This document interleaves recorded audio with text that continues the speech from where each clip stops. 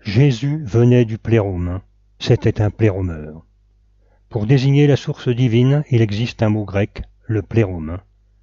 Plérôme signifie plénitude, monde de la non-division, de la paix, de la sérénité, de l'éternité et de la félicité. C'est le royaume du cœur, de la lumière et du sourire éternel. Il désigne le monde de l'esprit pur, le monde non manifesté. Le plérôme, c'est le paradis perdu. Le christianisme du vivant de Jésus n'était pas du tout le christianisme actuel. C'était un christianisme mystique.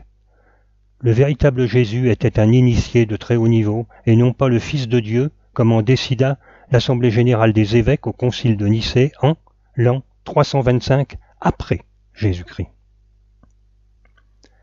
Assemblée qui décréta que le dénommé Jésus-Christ serait dorénavant appelé Fils de Dieu, alors qu'auparavant il était seulement considéré comme un prophète envoyé par Dieu.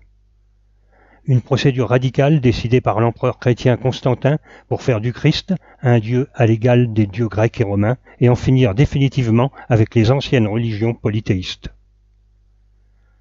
Car dans le monde romain de l'époque de Constantin, la principale religion qui concurrençait le christianisme était le culte du dieu perse Mithra.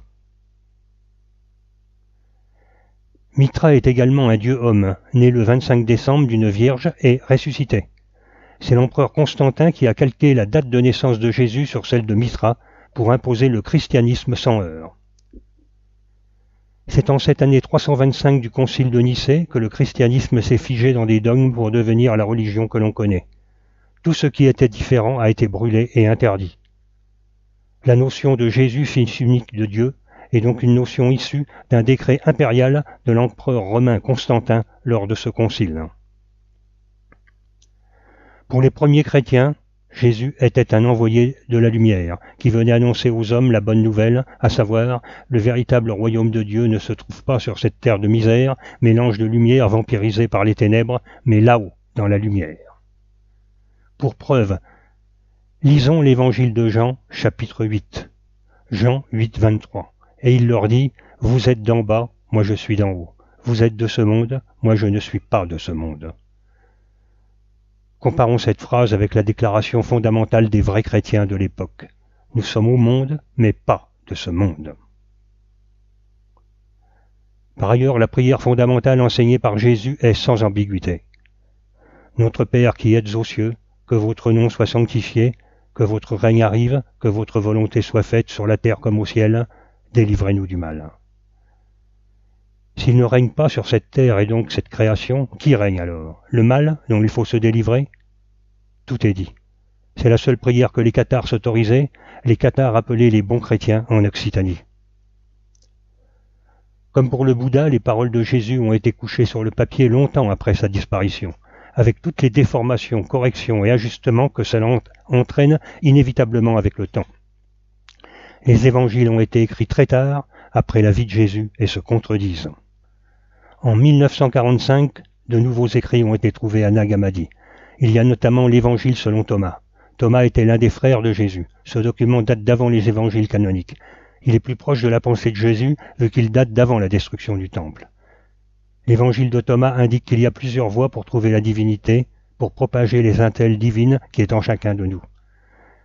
Une fois que nous avons compris que nous ne sommes qu'une divinité enfermée dans un corps, une fois que notre véritable nature est comprise, c'est l'éveil. Comme dans le bouddhisme et l'hindouisme, le cycle des réincarnations s'arrête. Jésus ne fut pas le premier à évoquer le plérôme. D'autres prophètes le précédèrent, comme Zoroastre et Bouddha. Après Jésus, l'Iranien Mani se déclara être le sceau des prophètes, Bouddha, Zoroastre et Jésus. Les Chinois de l'époque le considéraient comme un Bouddha de lumière. Plus tard, le prophète Mahomet reprendra ce titre de sceau des prophètes. Zoroastre, Bouddha, Jésus, Mani, Mahomet? Mais direz-vous, n'avez-vous pas oublié Moïse? Eh bien non. Le dénommé Moïse n'est que le prophète d'une seule communauté dans le monde, celle qui a été créée par les Élohim. Très rares sont ceux qui évoquent avoir vu des apparitions de ce Moïse. Était-il un sans-lumière?